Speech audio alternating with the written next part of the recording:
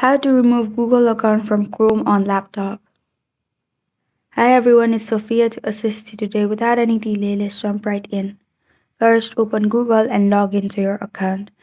Then click on your profile located on top right corner of your screen, which is beside three dots. Click on that and click on Other Profile Setting. You'll find this kind of screen pop up.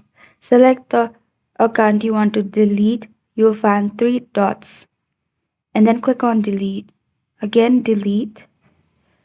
As you can see, the account has been deleted and you can simply add new account and sign in or continue without an account.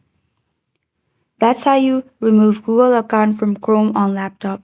Thank you for joining me today. If this video helped you out, please leave a like and subscribe for more. Got questions or want to suggest a topic? Comment below. I am Sophia signing off. Until next time.